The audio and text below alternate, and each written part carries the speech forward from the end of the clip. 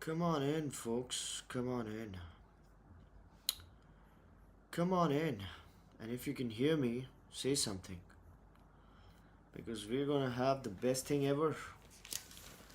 We're gonna have the best thing ever. The best part of our day. Our cure for lack, for loneliness. Can it be said? Our cure for lacking knowledge. No, I'm putting it wrong. The way we work up our knowledge and the way we fight loneliness and I don't know. The show that we deserve. If you can hear me, say it. Tell me that you can hear me. Some people are on YouTube, some people are on LinkedIn. It's already 8:05, so I will have to begin without delay. Hey, you're audible, says Miss Purva. Thank you, Miss Purva. I'm just gonna get that word on LinkedIn as well, just so it doesn't happen. Okay, I am audible on LinkedIn. Yeah, perfect. So I'm audible on LinkedIn, I'm audible on YouTube, which means I am ready to go. Beautiful. The show that we deserve. The show that we deserve. It's that good. It's that good. We deserve it. Bum bum bum. Bum bum bum bum bum. Bum bum bum bum bum bum. Bum bum bum bum bum bum bum. Hello everybody. Welcome to Thinker's Frequency. We're having such a good time. This is the peak of human civilization.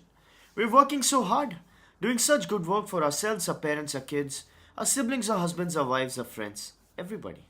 Well, not other people's husbands and wives, I hope. And just when we thought things couldn't get any better, they couldn't possibly get any better, well, they just did. Call it divine intervention, folks, but things just got a whole lot better.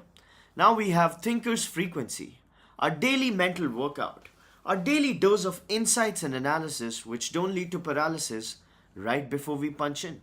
So let's continue with our journey of reading between the lines, things that are especially interesting and important in the world of business and finance. Let's go! Oh, but before we go, we've got to follow a tradition, right? The beautiful, sweet tradition of the simultaneous sip. It brings us a lot of good luck. So we're going to sip something together and instantly become lucky. And all you need for the simultaneous sip is a cup or mug or glass or tank, a chalice or stein, a canteen jug or flask or a vessel of any kind. Pour it with your favorite liquid. Today I'm having hot water with some black pepper in it. Here we go. Oh my god, beautiful. Let's do it again. Sublime. You know what the simultaneous sip says, right? You know what it says? It says that you're not alone. It says that we're in this together. And that's such a nice thing to say. With that out of the way, let's begin. So the world is shaping up exactly how we've been talking that it'll be shaping up. For 54 days now, we've been saying a few things, and all of those things are happening exactly how we saw them. Sorry. So we basically saw a serious problem surfacing as the outlook of IT industry is considered. You remember that? You remember that. Viewers of Thinker's Frequency would remember that we were, like I said, that it's going to be a bit of a problem to see the IT services industry, the $280 billion IT services industry in India, to have good days. Do you remember that? And then what happened just 2 months later almost? TCS earnings forecast came. They were not good. HCL's earning forecast came. They were slightly better, but not good. Then Wipro's earnings forecast have come. They were slightly better, but not really. So the top three people, Infosys is yet to come out with its own its earnings report, and It's not looking good for IT at all. At all. Declining revenues, net profits rising on the back of efficiencies that they're being forced to implement, reduced bench time, everything. So it's basically IT is facing that perfect storm of a lot of problems as far as the future outlook is considered. That's exactly what we said. That's exactly what we said 2 months ago. At that moment, many analysts were actually giving us reports that no, IT could be a good place to be, right? And I said, no, these people are wrong. And that's exactly what happened. Now, with the tepid IT earnings reports, Indian markets have started looking overvalued to people because IT has a lot of weight in Nifty, a lot of weight in the stock market in general, and it starts looking bad. Suddenly, the stock market looks bad, and that's how it happens. So you remember when markets were hot, really hot, the IPO markets were hot, and then Paytm went public, right, at a $20 billion valuation, and then suddenly everything crashed. So all it takes for the sentiment to change is the weighted average to come down. So if you have a sector with a lot of weight on the overall market and that starts looking bad, suddenly the entire market starts looking bad. And some of that is happening with IT. uh, Mr. Raval says, hello, good to see you. Good to see you, Mr. Raval. Do you think this is because of AI? Right now, it's not because of AI, Mr. Raval. Right now, it's because of tariffs and AI and the looming uncertainty, not just because of AI, but in a few months, it's going to be solely because of AI. So you are like a few quarters ahead as far as this particular play is considered. So IT, and what did we say about mid-sector IT firms? What did we say about those? We said that the bellwether companies, TCS, HCL, Infosys, all of these companies will face some tough times. However, the mid-tier sector companies will have a better outlook. Why? Because they'll just give better prices, right? Because they're smaller companies, less overhead, they'll be able to match, they'll be able to offer better prices, which will still lead to some sort of deal flow happening for them. So a lot of big players will feel the heat. Mid-level players start will feel the heat later, much later, and that's exactly what happened. So while TCS, HCL, Infosys, not Infosys, TCL, HCS, Wipro, everybody, they had bad reports. Mindtree, LTI Mindtree had a pretty good run. Not bad, not bad. So they had a good run. So mid-level people, you're gonna see like Infinite, Mindtree, and so on and so forth. Those people uh, are not gonna be hurt as much. Now, viewers of Thinkers Frequency would remember how we framed this. Do you remember how we framed this? We framed this by giving an example of the Mandi. Now, it's an example, not an analogy, but you can take it as an analogy. Now, full disclosure, I don't like analogies. Analogies are not the right way to think. If anybody starts arguing with you with analogies, just stop talking to that person because analogies are stupid. However, sometimes analogies make us understand things and they serve as good examples. Okay. Now, the example with the Indian IT play was when a very big mandi, in a very big mandi, okay, there's a very big market. If the market starts falling from a macro perspective, you know, does that hurt the lowest, smallest patri guy outside the mandi? Right? No, it doesn't. It doesn't. Then you come in the middle of the mandi, and then the small players, they're also fine, with some market downturn, upturn, they're okay. They don't. The guys which are hurt the most in the worst way possible are essentially uh, the big mandi guys. the basically the people who run the show, right? The biggest suppliers. If anything happens in the market, like a few percentage points here and there, they are the ones to feel the pinch. That's what is happening with IT. The current market, the entire market is really, really struggling. It is really uh, seeing very, very bad times. And not bad times in current space, bad times in future. I mean, it's facing a lot of uncertainty, and it's facing a lot of action which is like detrimental to the entire to the health of the industry is considered, right? To the health of industry in general.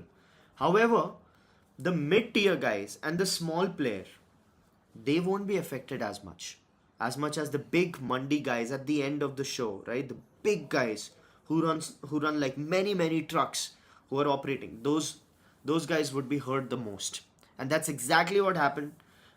We said this in one of the first few episodes of Thinkers Frequency. Just go to the YouTube or LinkedIn and just go to the live and just check out first few episodes, like first 5 episodes. This is exactly what we said, and this is exactly what's happening. And now suddenly Indian stock market is starting to look bad because of these guys, right? Mr. Tushar Tiwari asks, hey, why are analogies bad for thinking? Analogies are very bad for thinking. Analogies are a very stupid way to think, very dumb way. So if anybody talks to you in analogies, just know that you're not supposed to talk to that person. Uh, why? Because analogies are essentially pattern recognition happening. Okay? So when you're talking in analogies, you're basically recognizing a pattern. It sees, uh, when you talk in analogy, what it says is that you've seen this before happening someplace else, right? But the beauty is of the world of life that every situation is very different. So, what you might have read somewhere, or what you might have seen somewhere, or what you might have experienced in a different domain is very different from this particular case, right? Every case is very different. And when you talk in analogies, when you try to talk in pattern recognition, what you're not doing is actual thinking, right? Which is called first principles thinking. When you don't think in terms of analogies, you think in terms of the case at hand. You just look at the case in isolation. Like, this is called physics way of thinking, right? So you don't consider any pattern, what happened here and what happened here, and if it worked in US it'll work in India, or if it worked in Europe it'll work in India. No, you look at the Indian market in isolation and then build it up from there. That's the right way to think, but not many people do that kind of thinking. And that's why it leads to a lot of dumb conversations. So I was talking to an NYU guy some time ago, lawyer. This was the dumbest conversation, most frustrating conversations in my life, right? Because analogy after analogy, bad analogies, and making them seem like, oh God, so smart. Because sometimes, analogies sound very smart, and they're like, whoa, that's an interesting point. But no, a case has to be looked in isolation. That's the play. Uh, Much of classical AI is also pattern matching, says Mr. Tushar Tiwari. You're right. You're right. That's exactly what Apple's research paper also said, right? That these AI LLMs, they are not really thinking. They're essentially pattern recognizing machines. So they're pattern matching, and this is not thinking. Thinking has to be done in a fundamental way, and that's what they said, and they're right. They're right. But then the question is, what do you have? Okay, the existing LLMs are pattern recognition, but what do you have? Not much. So that is a very important phenomena, but that's exactly what happened. So what we did was very right, and we were correct in our thinking. That should be great, right? If you can just predict things better than people, just because you're being able to look at things in a very, very scientific way. Is this bad time for India, or for the whole world? Asks Mr. Nirav Raval.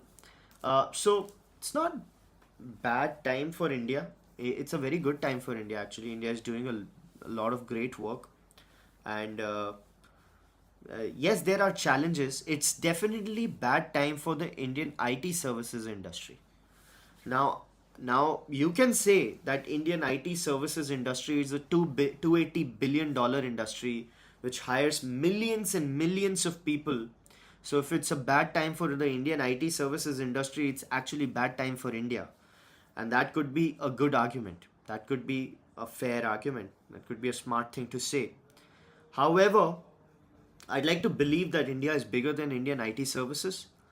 So while Indian IT services may decline uh, in times, you know, it's uh, it's possible that new frontiers develop, right? Mr. Tushar Tiwari says, "Sorry for taking you off track from news." No, no, no, no. No, not at all, Mr. Tiwari. This is good, right? Discussions are good. News is news. But the thinking part, the mental workout part, that's the most important play. IFC and team may juice up Renew, the renewable energy play. Investor group led by IFC is looking to buy 30% stake in Renew Power's commercial and industrial power generation unit. $250 million. $250 million is quarter a billion. That's 2,000 crores. So they're investing 2,000 crores, you know, looking at climate finance investments.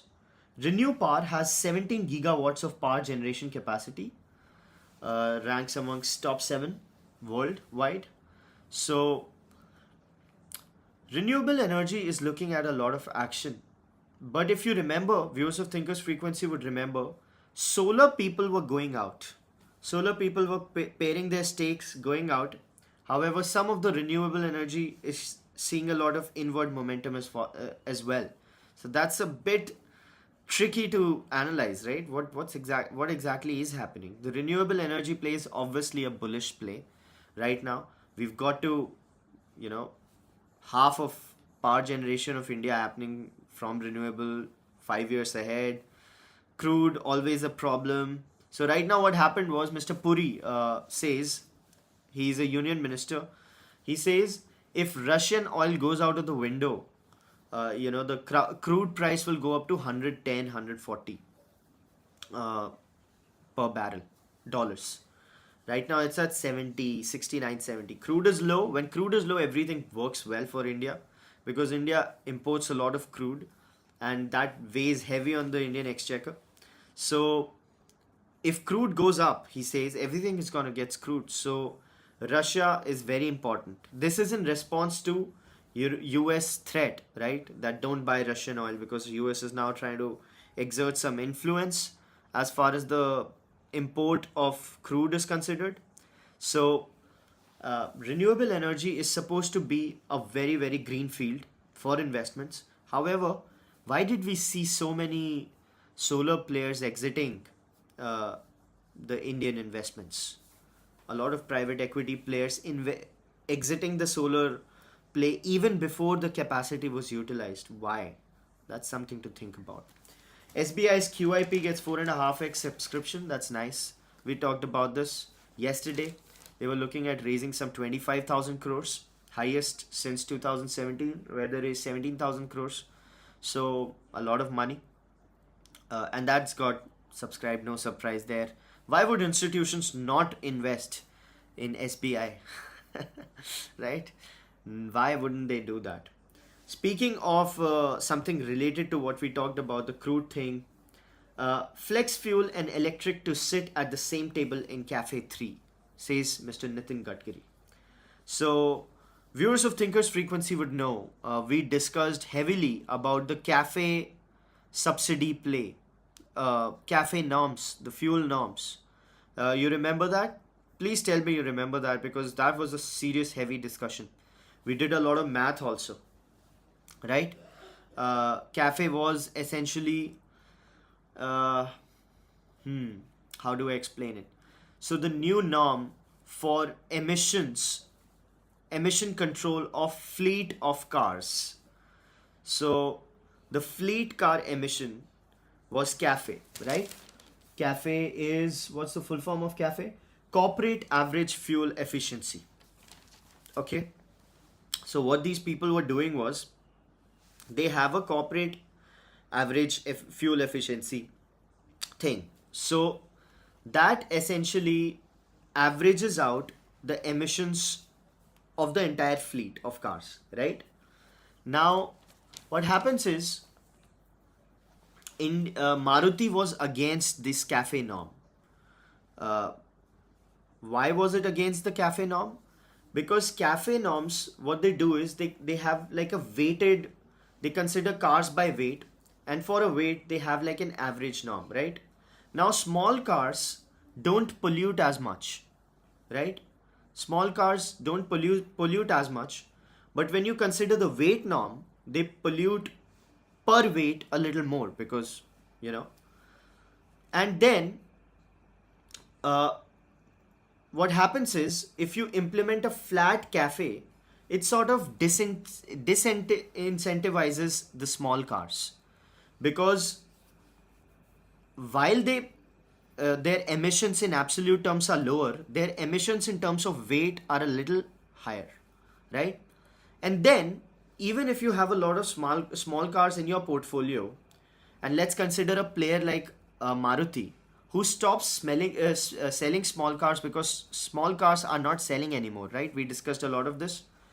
That hurts Maruti, so their average goes up. So Maruti was trying to say that you got to exclude the small cars out of the cafe play so that they can sell, because if you over regulate the small cars play, bring them under cafe, uh, it's just bad business sense for small cars because they'll have to implement a lot of technology to make increase the fuel efficiency or emissions and so on and so forth, which will bring their price up, and there's already very little margin in the small car business, right?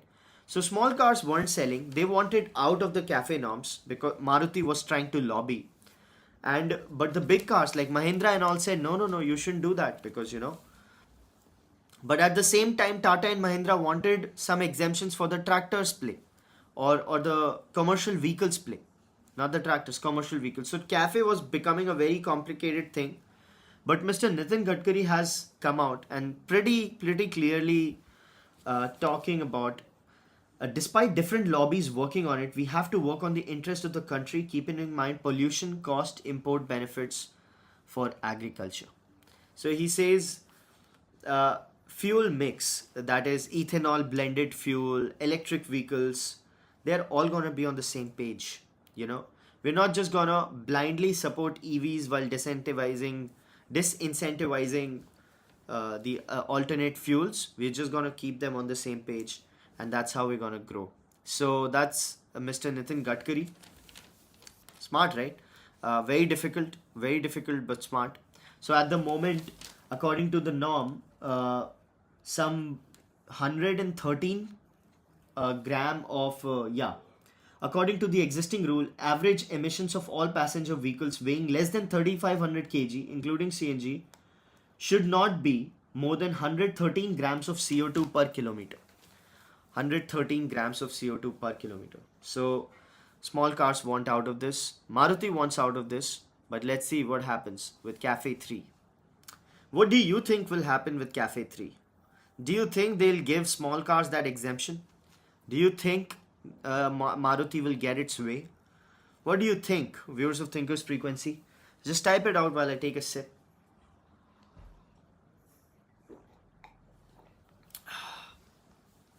Will they give some sort of exemption to the small cars?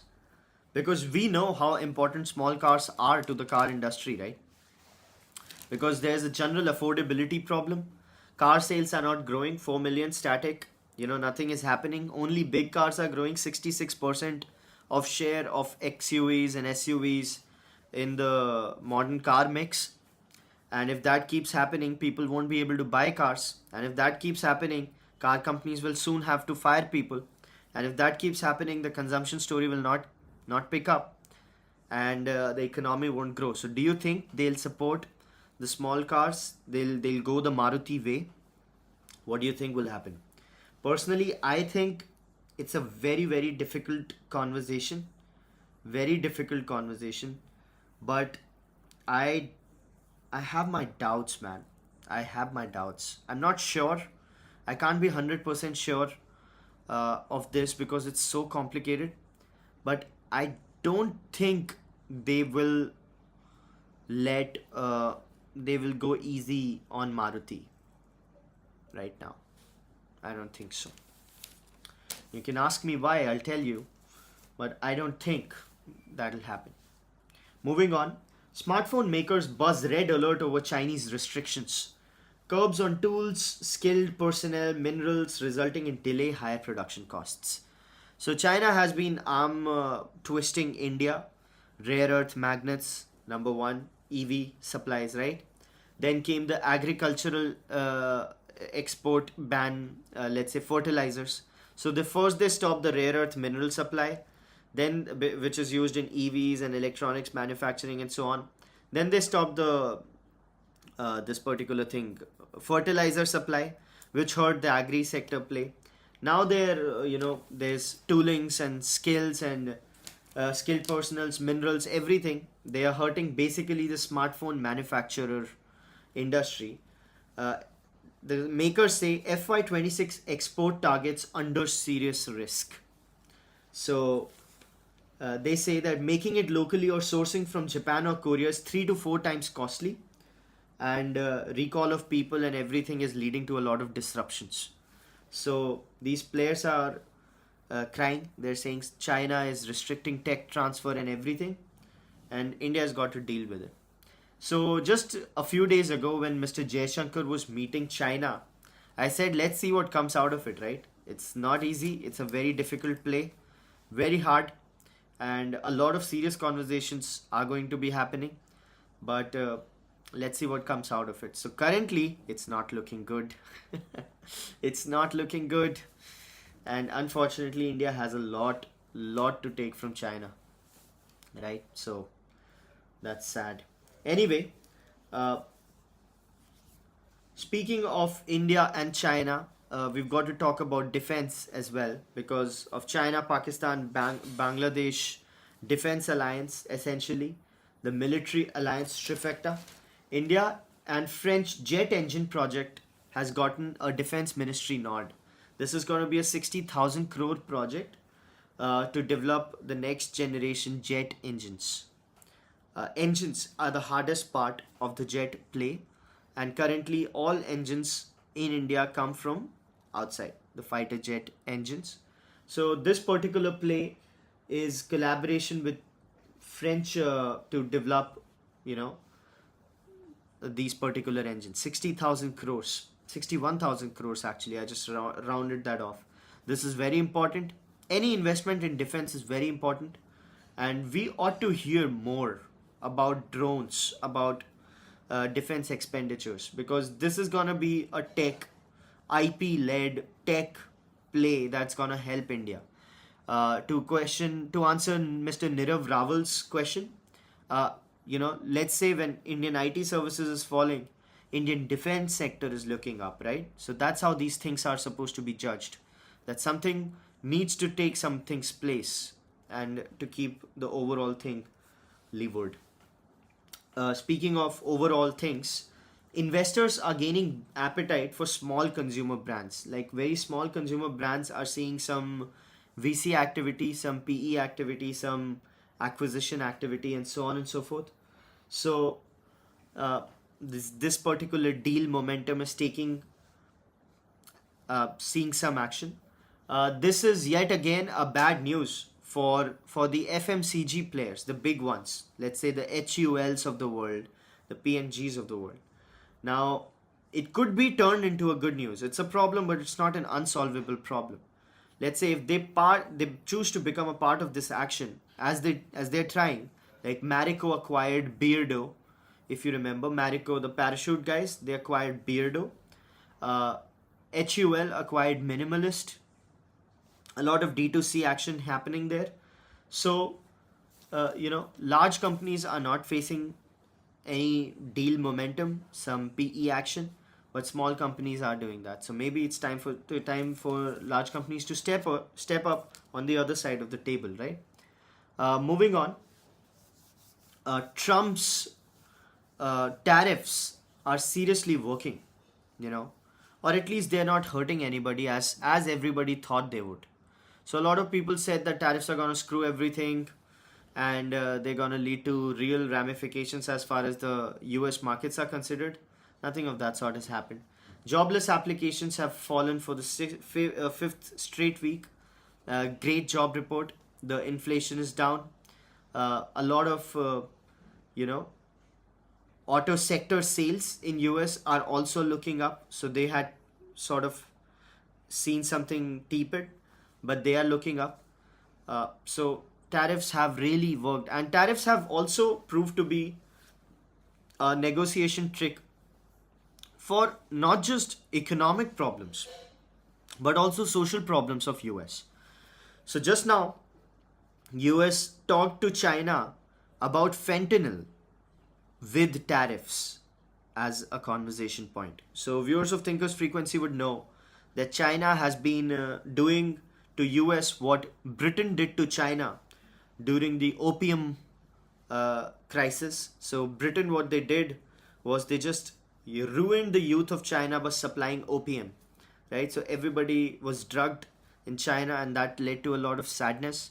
So China has been doing something similar with US by supplying them fentanyl.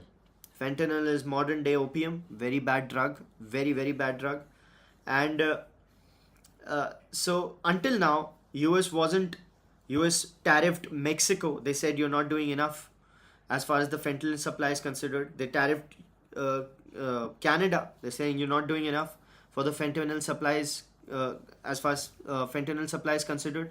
Now they're talking to China directly, because China, what it does is it supplies fentanyl from Mexico, from Canada to US. So from north and south, both sides, America gets a lot of fentanyl. So now it's being used as a let's say card against social problems as well, and it's working.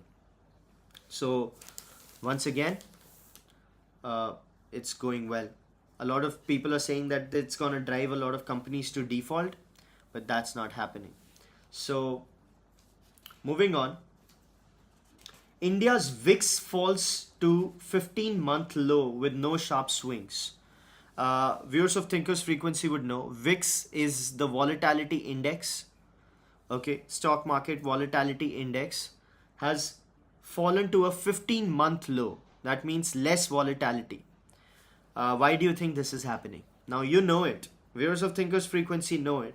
New viewers, you might not know, but regular viewers, why is the Indian VIX suddenly come to a very very comfortable position? Less volatility. Huh? Two words. Two words. You know it. Come on. I'll take a sip till then. First of all, it's the overall market, and then it's the Jane Street thing, right? Less derivatives action. It's leading to some sort of stability as far as the market is considered, which has its own ups and downs. I mean, it's not totally a good news. Of course, it's good news prima facie, but you need some activity, not volatility. But at the moment, all that artificial activity has gone out of the window, and suddenly people are thinking, no, man, what's happening? Nothing is happening, and so on. So moving on from that.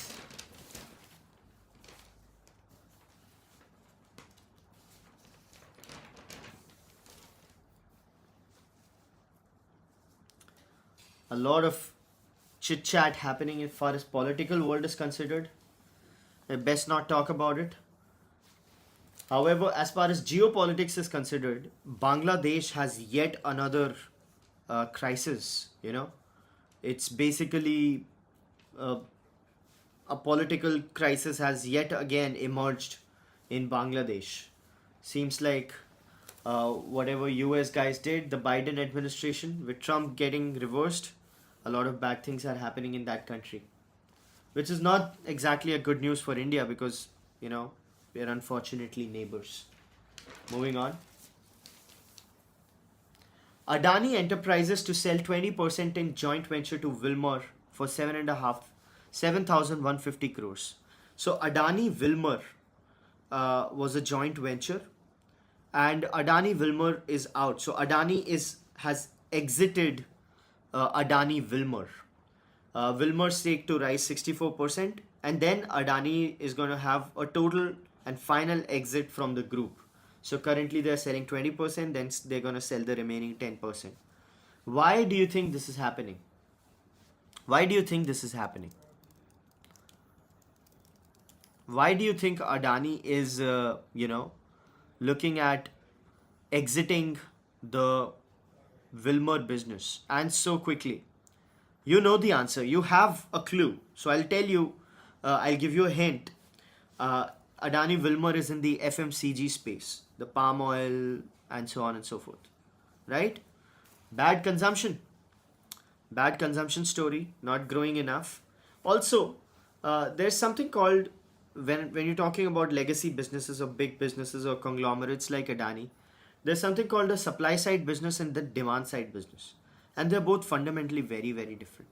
So let's say if you're selling, you have a port business, right? You're making ports or you're making airports and so on, right? That's a demand side business. You make a port and then the activity happens. Not You're not going to convince somebody to sell. There's not a marketing angle to it and so on and so forth.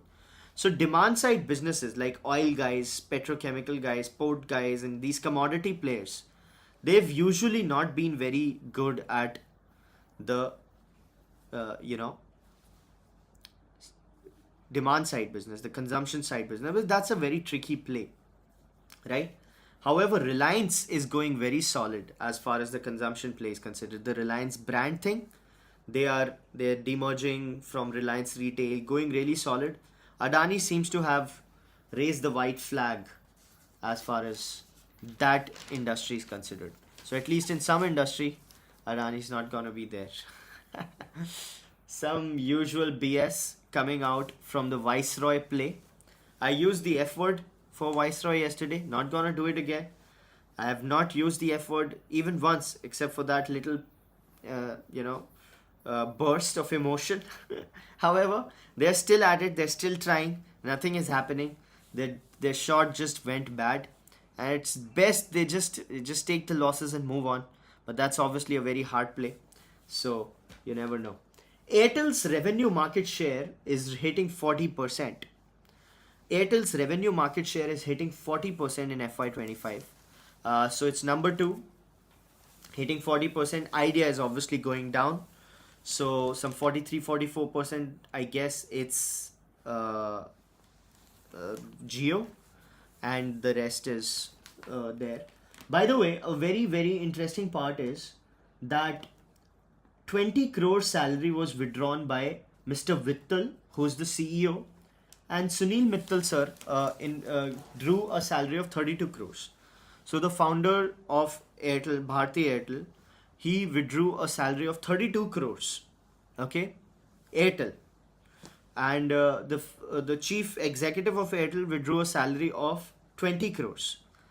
But the founders of Snapdeal, they were withdrawing salary of 50 crores, both of them, when the company was, in 2017-18, 5 to 50 crores. How does that sound to you guys? Wasn't that sort of interesting? Because when I talked about that, when I talked to my brother about that, hey man, these guys are withdrawing like 50 crore salary. He was like, what? 50 crore salaries? What do you mean by 50 crore salaries? So he had a very big discussion with me, tried to check me out, fact check me on that, but that was what was happening. So telecom has done a lot, man. Telecom, it's basically 2.4 million net 4G and 5G consumers. That's a lot of nation building, right? By the way, if you're looking at a salary comparator, Mr. Nikhil Kamath and the third director of Zerodha, they draw a salary of 100 CR each. And then Zerodha makes like 4,000 crores in net profit, right? So 300 crores in salaries, and then just consider how healthy Zerodha is as a business. At a revenue of 8,000 crores, okay, they are being able to withdraw a salary of 300 crores, just 3 directors, and then show a net profit of 4,000 crores. Do you know any business like that? I don't. I seriously don't. How does that make you feel, by the way? GCCs make up of bulk office REIT, real estate investment trust leasing. No surprise there, GCCs are going hot. GCCs are global capability centers, capacity centers, essentially back offices of foreign companies. They are going up. And that's yet another bad news for IT, by the way, Mr. Niral Raval and everybody else. So, IT companies, if GCCs become a rage, they'll take a lot of business away from IT companies, right? So that's a problem. Moving on, India and US are having a lot of serious discussions as far as the tariffs are considered. So India went to WTO, said that the steel and auto tariffs are not good and not legal, but because India exports like some 7 billion of steel and aluminium to US and some 2 billion worth auto parts. So they said that it's going to take a lot of duties now. That 7 billion import export is going to face like a 2.5 billion duty, and the 2.2 billion dollar auto export is going to have like a 700 million duty. So you're going to ruin us, and this is not nice. This is illegal, India said to WTO, to which US said that it's not illegal, it's a national security play. So, and you have no basis to hit back against these tariffs. Tough conversations. Tough conversation. Speaking of tough conversations, it is especially tough because US is the top destination for electronics and marine goods coming out of India. So 60% of that US has a 60% share in India's electronics exports to overall, and then marine and everything else. So 60% of exports are going there. So obviously they have some leverage, right? And now they're using it. Earlier it wasn't like that. Earlier nobody, US didn't tariff anybody. US just let everybody walk away, and then it just kept going down. The deficit kept going up. Nothing happened. And then came Mr. Trump, and now everything is different, right?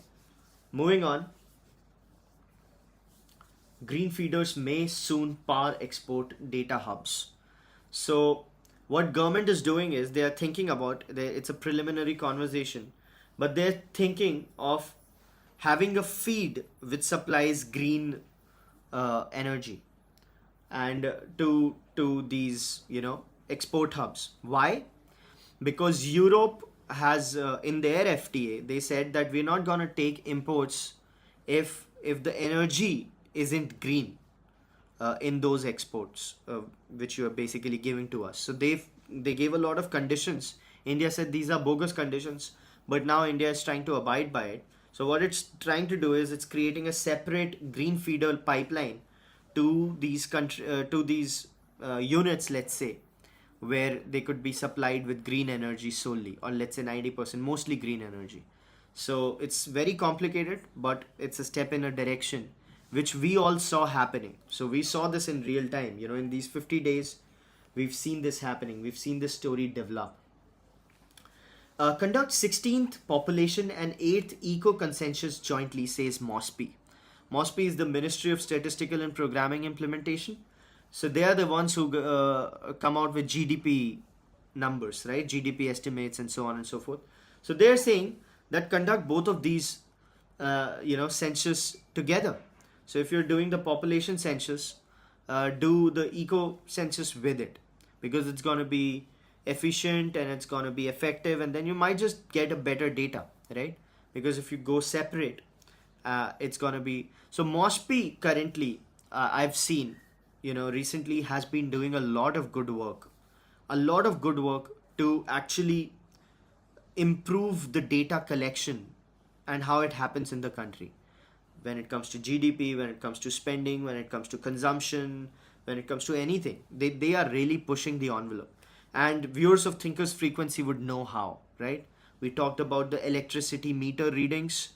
We talked about the poverty BPL, monitoring, and so on and so forth. So they are really moving forward.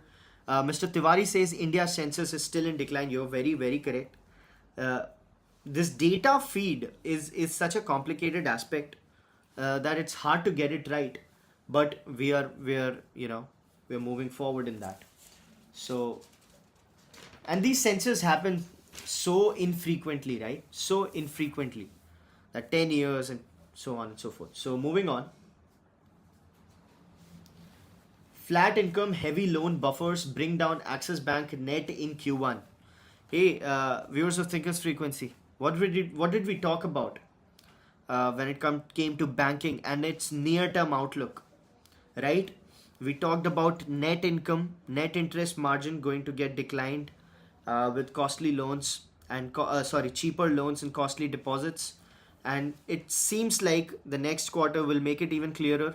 But you're getting the idea, right? 4% fall in the net profit, uh,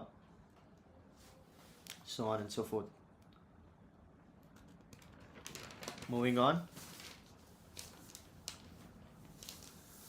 Rising costs muted demand to weigh on FMCG margins. FMCG is going through a tough time, and it's very hard to understand why it's not picking up. So, when do you think will these interest rates kick in the story? When do you think will the interest rate moves start helping the consumption story? What do you think will be the lag? Will it be 1 quarter? Will it be like a quarter and a half? When do you think will the Indian consumption story start getting a fillip? Because that's when we see a lot of activity happening, right? That's when we're gonna see some real action. Gotta wait for that, I guess. It's too early to say.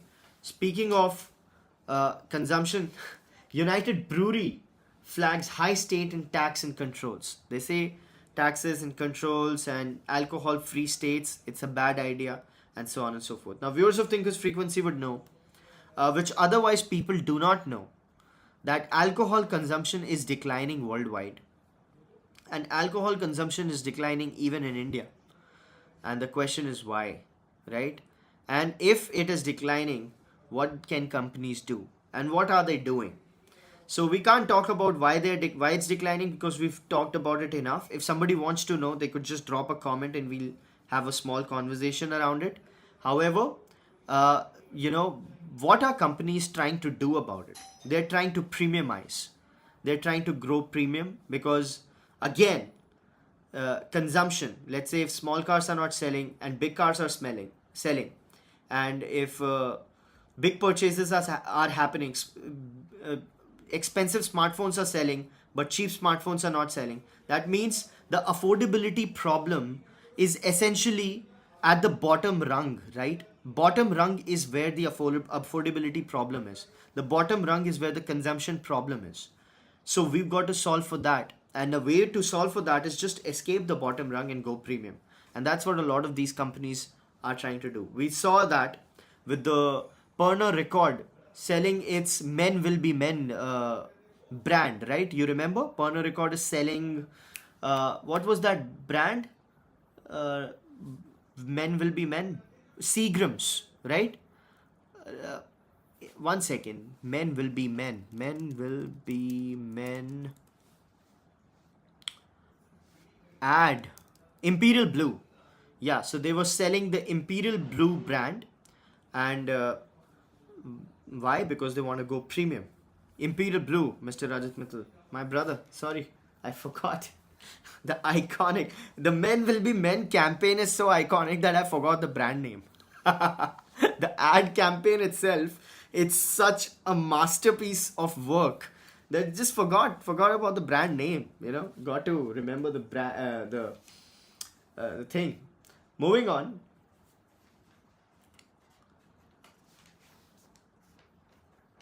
New labels for appliances. Man, India is really going heavy on the energy consumption bit. So if you remember, energy consumption is a big problem, and India came out with the AC norm that future ACs won't have temperatures below 20 degrees centigrade, because every degree centigrade below 20 leads to a rise of 6% in energy consumption, right? And that's a bad deal. So they wanted to sort it out, and they're also talking to AC companies and making them more efficient. They're trying to do to ACs what they did with LEDs. You remember what happened with LEDs? Incandescent bulbs, they got replaced by CFLs. CFLs got replaced by LEDs. That Ujala scheme, which is one of the master strokes, one of the best implementations of public policy, that they could have LEDs take over the entire nation lighting, right? And they're trying to do something like that with ACs as well, because ACs lead to a lot of energy consumption. So they're coming out with scrapping norms that you could buy old ACs and exchange them like it happens in cars. And now they want it very clear: the origin, country of origin, the energy rating, everything needs to be on the label. So they're trying to bring a lot of transparency to the fore, moving in that direction. And let's see how that develops. So we have two things to figure out. Number one is what happens with the cafe norms. Okay, where would the government go? Would it save Maruti, or would it just let Maruti fight for itself? And the second thing is, what happens to the IT play? How do they? No, that's not really a question. The second thing is actually the AC thing. Would the AC scheme be as effective as the LED scheme, which literally changed the face of the country, right? So that is something that's going to be. These are the two questions that we're still yet to solve, but these are very, very expensive questions. So if you know about this particular thing, and if you're able to make a prediction, you could actually make a lot of money, right? This will depend on what stocks you buy, and this will essentially, if you have good input on this, in 3 to 6 months you'll know where to go. So something to think about. I'll think about it when we discuss this. Moving on. Wipro's net profit up, revenue flat, going down, LTI going up. We talked about this. Some VC funds opening. Zoho has debuted in-house LLM and AI agents. Zoho, the competitor to Microsoft, the Indian-grown billion-dollar software product company, one of the most inspiring companies of India. It's reinventing itself as an AI company, and Mr. Sridhar Vembu essentially said that I'm no longer the CEO. He gave the CEO roles to somebody else and he became the chief researcher in AI. That's what happened. And he's not alone, by the way. Sergey Brin, the co-founder of Google, he's back to the coding desk. He's not just doing it as a ceremonial exercise. He's back to the coding desk. So he's come out of retirement and he's actually coding with people, the AI team. So they have Sergey Brin, we have Sridhar Vembu, sir. Let's see how his AI products move forward. Speaking of something that we talked about, viewers of Thinkers Frequency would know, I've said that Uber will have some sort of tough play, right? Because of Tesla's robo-taxis being everywhere. And Tesla said, we don't need Uber. We'll have our robo-taxis on our platform. It's no problem for us. Uber is investing $300 million in EV maker Lucid for its robo-taxi play. And that's exactly what I said, like on 20th episode or something. I don't remember, 20th or 30th episode. Uber will have to find a way to essentially tie up with something or someone who does robo-taxis, because that's where the market is going. It's gonna basically move away from the drivers, and when it moves away from the drivers, Uber's core business model will falter, because Uber doesn't have the robo-taxi technology by itself. So it'll have to invest in some company right now it's doing, or it has to license somebody else's technology, and so on and so forth. And also it'll have to compete with players like Tesla, who might just be very, very, very strong, right?